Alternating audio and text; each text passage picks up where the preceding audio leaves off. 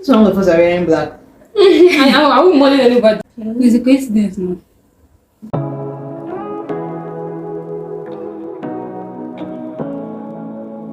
Hi guys. Hi.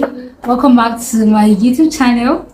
So guys, as you can see, I'm not alone today. I have some guests, very beautiful ladies by my left and my right. So I'm just going to let them introduce themselves. So for my right, who are you? Okay, my name is Byeee and I'm a law student of Eldest University. And I'm her friend, her dearest friend. Yeah. So by my left, we have... Hey guys, I'm Blessed Nogechukwu. I'm a law student of Eldest University and I'm also her friend. So guys, I don't need to introduce myself. You guys know me, I'm a girl, Gracie D, and I'm back again with another video. So guys, in today's video, we're going to be having a conversation on a very important topic. So if there's anything that we have in common, we are all first daughters, we are all first children. So I'm the first child and the first daughter of my family, and so are they. So we're going to be having a conversation around being a first daughter, the eldest daughter syndrome. So I'm just going to tag this conversation, the eldest daughter syndrome. So you may be asking yourself, what is eldest daughter syndrome? What does it really mean? Don't ask anyone. I'm going to clarify you. Eldest daughter syndrome, it means the burden felt by eldest daughters because of the position they occupy and the responsibility, the burden have been placed on their shoulder as a result of being the first child or being the first daughter. Yeah, so I'm sure you can really relate. If you're a first child or you have like another sibling, you can already begin to relate and begin to imagine and envisage the kind of conversation we're going to have right now. So, to kickstart this conversation, I'm just going to ask us a question. So I'm going to ask you a question. What do you like about being a first child? Let me ask you first. What do you like about being the first child? Okay. What I like most about being the first child is the attention I get. And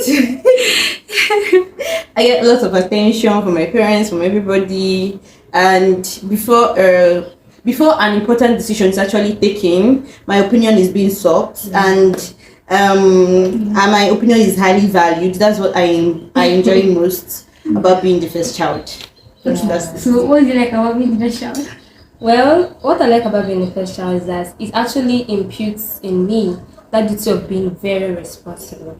You understand? Yes. Like as a first child, I have to like condone myself in a way in which I have to live a good and perfect life. Yes, and it's actually like made me who I am today. Okay, so I'm first child, so I think I also need to talk about what I like about being the first child. I think what I like about being the first child is the fact that I'm being respected, basically. Yeah. Like, I have respect. Just by the mere reason that... I have to cut that part out. So, the reason why... Okay. So, the reason why I like being the first child, I think, is because of the respect that comes with the position of being the first child. Yeah. So, as a first child... Like, your opinion is being sought on a lot of things. Yeah, like, your opinions are valued. Yeah, because you're the first person, you're the first child. Of course. Yeah, and it's expected that you have some level and measure of maturity. Wisdom and maturity. So, your opinion is highly sought, and then there's respect that comes. I think that's basically the thing I like about being the first child. So, now we are done with what you like about being the first child. Okay. So, I want us to weigh the negative and the positive aspect of being the first child. Like, what are the negatives, like the pros, the negative aspects, or the downsides of being the first child, and then the positive side of being the first child. So let me start with Blessing this time around.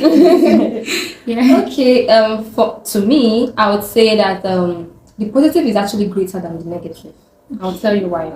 Okay, so we all know that as a first child, there are a lot of responsibilities that are required of you, and that one of it includes role modeling factor. You understand? You have to like do things the way your mother does it. You have to learn. You have to like exhibit her moves, her movements. You have to learn to study the kind of person she is, so as not to like go the other way. You understand? So that you can take your younger ones along, you understand? So I feel like that actually helps to build you into the kind of person you are. You understand? You have to learn to conduct yourself in a manner in which you have to be what's the word? You have to be mature. You understand? You have to come out looking like a trained person. Responsible child. You understand? Yes. But in the negative aspect, we might see that it actually puts a lot of pressure on you. You have to like let loose of yourself. You have to like, you don't really like take care of yourself anymore. You have to like, if you're someone that has like 2, 3, or 4 siblings at home, you know what I'm talking about. Like your parents, they will just tell you, has she eaten? Have you done this one? Yeah. Like most times you feel like they don't care about you. Yeah. You understand? But no, they do. They actually care about you. It's just that there are some things you need to like. There are some. You have to step into some shoes. Yeah, because exactly. you're the first child. More like a deputy parent. Exactly. Yeah. Your younger siblings actually look up to you. Exactly. They look up to you. So if you, as the first child of the family, you don't respect your parents, you don't even care about what they do in the house, let me shock you. They will also do the same way. Because, I mean, sister is not doing it, so why should I do it? I mean, why? Okay, now let me tell you something. I have a younger brother at home. And you might say he's a boy. Yeah, he's a boy, but still, I have a younger brother at home. And my mom, like, we're just 2 in the family. So my mom actually comes into the room and she's like, blessing. Okay, let me take it that most times I oversleep, don't mind me. So she's like, Firstborn. she's like, blessing, wake up, oh yeah, go and do this, go and do that, go and do this, go and do that. And then he himself, he wakes up from sleep and then he's watching, he's observing. So at that point, if I like negate and I'm like, I'm not going anywhere, I can't do this, I can't do that, my dear, he's gonna learn that. Like, he's going to learn it. And the next day, you won't be surprised. He wakes up and then he's like, Mommy, I beg, I'm not doing that. You get that kind of a thing. So they actually look up to you. So you understand? More like put pressure on you. Exactly. To be perfect. Exactly. So that's the negative aspect. Yes, that's the negative. So like, if you weigh the positive and then weigh the negative, you see that it's actually like helps bring out more of the positive in you. You understand? Even if you want to view it from the negative aspect, you will see that there's a little bit of positivity also coming out from the negative one. You understand? So let's hear from you. Do you think the negative for you? I mean, I think this is your subjective opinion, based on your experience. So from your subjective opinion, like based on your personal experience, do you think that the negative outweighs the positive, or do you think positive outweighs, or do you think it's a balance, more like a balance? To me, I feel it's a balance. Okay. Because most times I find myself actually wishing that I will no longer be the firstborn. Then another second, I wish I'm happy actually that I'm actually the firstborn. You know, like she said, being the firstborn, especially a firstborn girl, comes with a lot of responsibility. You're not allowed to behave anyhow. You're meant to behave civilized, not speak in some certain languages, not dressed somehow. At times you grow actually to you see yourself acting like a mother. You don't do what your mates do. You don't dress how your mates dress, or even this thing. You see yourself very caring for people. You see yourself cooking for everybody. Have you eaten when you're with your friends? Have you not eaten? And you find yourself actually dishing out the meal and make sure that everybody gets a plate of food before you get. You see yourself doing that. It happens. Or you find yourself caring for somebody when the person is sick. You say, hey, you're behaving like your mother. You're doing this one. I'm actually grateful. I think I might not find motherhood hard because I'm already used to it. So I'm already used to it. Then the only negative part I feel I'm getting as a firstborn girl is most times when I don't know to open up to. As growing up, there are some things you face. You can't actually start opening up to your mother, who is the closest to you. You cannot tell her this something happened to me. This is my experience with boys. This because they expect you to act the certain way. Thank you. So I sometimes wish I had an elder sibling, even if it's a male sibling. I can actually relate to. That can give me what I want, the words I want, and everything. But I just find myself. Actually, I find myself advising my own self at the end of everything. Sometimes I just cry and I just wish to lean on somebody. And the money aspect sometimes.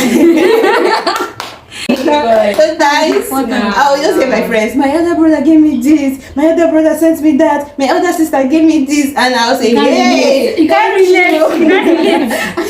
God, that was the only this thing. Apart from it, I enjoy being the firstborn. I just enjoy everything. Yeah. I enjoy laying good examples to my siblings, and coupled with the fact that my siblings think I've experienced a lot in this life and I know almost everything. Yeah, so in they're this coming life. So to even if I'm trying, I don't know how to behave, I pretend as if I actually have everything in control, not to show them that I'm actually scared or something. Being a firstborn is actually super amazing, and being a firstborn daughter is one of the best things that has ever happened to me, and I'm very, very grateful. So I don't know why I feel like I have a different opinion, but I think I concur with what you said. Like I think it's like a balance. I don't think the positives outweigh the negative. So sometimes you may be looking at the negative like aspect to outweigh the positive, because you're like facing something that is not so nice at that particular point. But I think looking at it now, like holistically, I think that is like a balance. So and I think this, like knowing, like determining whether it's more positive or negative depends on the kind of family you're coming from. So for people that come from like dysfunctional families, like single parents, like you have a single mother, they feel the pressure differently, because you are like, you have to step into the shoes of your father that is not there, or if you have like a single father, you have to step into the shoes of your mother. So I think it all depends on your circumstance. So for me, like I call it my circumstance, I think it's a balance. So like I said, I enjoy the respect that comes with it, the honor, like people like holding my opinion, like in very high esteem. And one thing, my father loves me too much because I'm the first child. I'm my daddy's girl, because like I'm the first child, I'm born a lot. So those are like part of the positive aspect I like about being the first child. But then there's some downsides, because I've really experienced some things just because I'm the first child. Like for instance, I don't know how to say no. Yes, because you want to please everybody. You want to say yes to everybody, just to make everybody happy. People pleasing is something I struggle with a lot, just because I'm the first child. So because there's like a pressure for me to do certain things, I like tend to please people all the time. I want to do this one to make my mother happy. I want to do this one to make my father happy, so that they don't complain. I also want to make my siblings happy, so that they will be comfortable. I don't know what it is, but this pressure, like for you to make everybody happy. I don't know whether it comes with I think it comes with the position. Yeah, it comes with the position. And you want to look perfect. It's inborn. You want to please everybody. And when you do that, you just tend to lose yourself in the process. Yes, that's one thing. You tend to lose yourself. Yeah, so it happened to me, because I want to make everybody happy, and I end up like leaving myself out. Exactly. I don't look out for myself. I want to look out for everybody except myself. Wow. So more like I'm bending backwards to everybody. But when it comes to my own, like there's nobody there to really know what I want and to like satisfy my needs, like my wants. Do you understand? So I think that one is one of the downsides for me. And another downside is that I like boundaries, because like everybody is always coming with their problems to me. So I don't know where to say. I don't know how to like have clear-cut boundaries. I'm telling you, no, for this one, I don't like it. I cannot tell somebody I don't like this thing, because all my siblings are coming with this. I'm feeling, I'm the first child. I really need to help them and do this thing. So there's no boundaries. Everybody, like now, in my life now, even as now, I'm staying alone, like more like I'm a student. So I live alone. I have friends, even in my dealings with people on a daily basis. I don't know how to, like, I'm carrying that firstborn syndrome, that firstborn character, the mentality into the outside world. It follows you everywhere. Yeah, because I want to please everybody. I don't know how to tell somebody no. If somebody does something to annoy me, I don't really speak out, because at home I don't want to speak out, so I don't annoy anybody. Yeah, so it's like it followed me into like the real world experience. And then you speak out, and then what you say are negative words. My God, that kind of thing. Yeah. So you have to. I try to avoid it at home, and it has followed me outside. I don't really speak up a lot because I just want peace to reign. Yeah, exactly. I want peace. I don't want people to complain much about me. Exactly. Do you understand? So because of my position as being the first child, I like boundaries. I mean, I'm working on that. I find it difficult to say no. I'm always trying to make everybody happy, make everybody like now. If you go for an occasion, I'm trying to like, okay, have you eaten? Have you done this one? Has everybody got are they comfortable before I start thinking about myself? Do you understand? So those are some of the things that I don't really like. They're not so comfortable with me. Like for me, that's my downside of being the first child. And I've like had a lot of experiences of people that I'm not working now, so we're not working, we're students. But I've had experiences of working class first children. You know, there's all this financial pressure. You have to bring money for this one, house rent, do this one. Especially when your parents are not so financially capable or comfortable. So because you're the first child, you have to fit in some. Yes. Like I watched a video one time, and the lady was complaining how that she doesn't even know how her salary used to go. Once she comes, you make her asking for this one. Oyet is asking for this one. Git is asking for this one. My mother is asking for this one. The father, and before you know it, everybody has taken their share, and it's nothing left for you. So we cannot relate to that because now we are like still students, but that is a real problem. We are getting there actually. I don't want to get there. I don't want to get to a situation where I have to deal with people's financial burden. I don't want that. But like these are some of the experiences, some of the things that I have experienced that I'm not comfortable with it. So you can see why I said that I think it's a balance. Like if you're looking at it holistically, I mean there's a balance. Yeah. I still think the positive is greater than like I said, it's a subjective opinion. It's a subjective opinion. So yeah. Another thing I experienced, like for me, like personally, is that I was the lab rat. Like your parents are using YouTube like to learn how to train children. Yeah, of course. It happens. It will still happen with you. Yeah, what do you mean now? It will still happen with you. Okay, when I give birth. Yeah. No. I don't want that cycle. I don't want to repeat that cycle. I don't want my child to feel that. It's more like a psychological thing. It will still happen. It's a natural something. Oh. It will be there. I'll try not to. Because like for me now, like my parents were more strict when I was growing up. Like, they used to like once you just misbehave and they corrected you, they're already bringing out cane. Already bringing out belts and everything. But now for over the years, my younger ones, like the second to the last one, the last one, they're like treated with more love and attention. Yes, like they're not really. They hand they use on us, know what they use. They're not they're treating them with kids love now. Like they're no longer as harsh as they used to be. Because me, when I was younger, if I don't hear, if my mother talk when I don't hear, she's already flogged me. But now, when I will just talk and talk. Like it's only when it gets to the extreme that she flogs. So more like they were used as experiments to learn how to parent. Yeah. Because me, I was the first child. My parents have not been parents before. So they used me to like. Actually, they used all of us to learn how to parent. That kind of thing. So that's what like part of the downside and of being the first child. Another negative aspect of being the first child for me is I turned out to be very authoritative. My God. This is my personal experience. I turned out to be authoritative. I don't know how to take command. You've always been in control because you're the first. Yes, I've always all my life I've been dishing out orders, dishing out, telling people what to do, and I'm not used to receiving command for me to do. Sometimes when someone tells me do this, I find no. So actually, although growing up, you get yourself, you question yourself and check yourself. You say, okay, some certain characters are not good. I have to work on that. Thank you. So I started working on myself. I started to the glory of God and to the shame of the devil.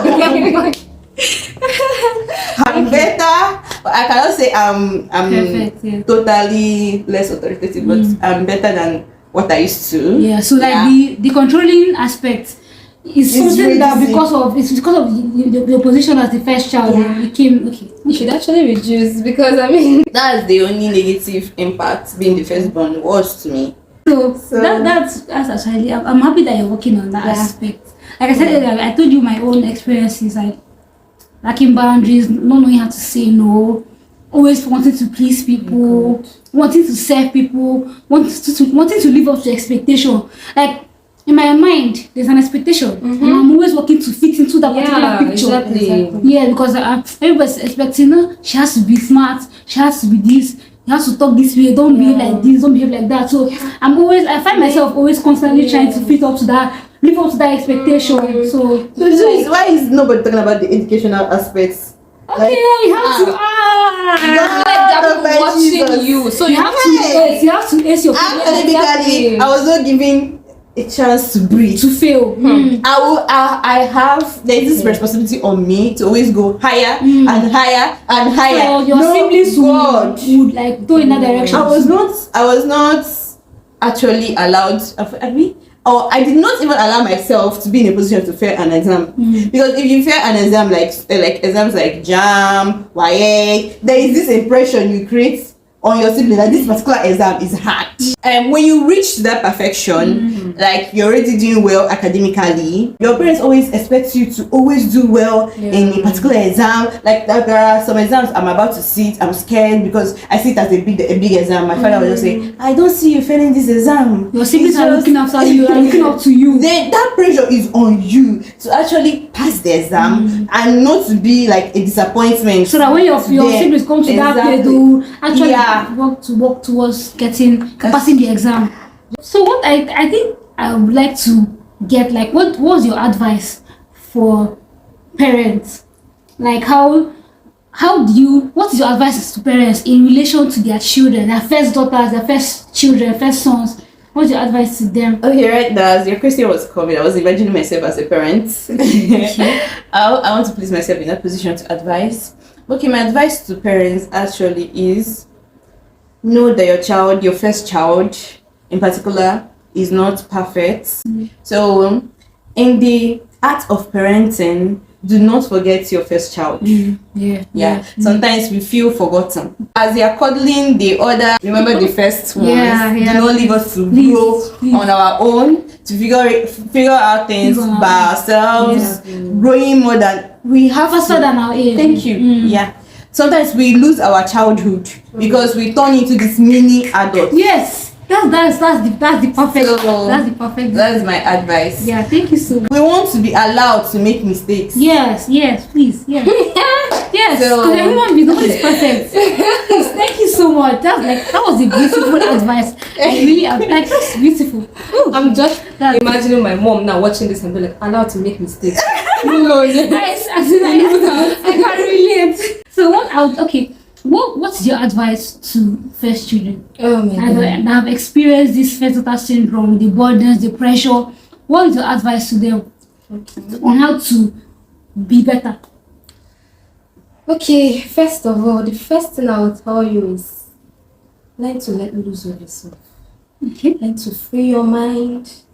Learn to get some space. Yeah. Learn to breathe, because it's just as if it is choking. As if the whole responsibilities are there, and then most people feel like their parents, like I know, like I might have said this before, that your parents don't love you and they love your siblings, and no, that's not true. Learn to just breathe. Learn to breathe. Okay.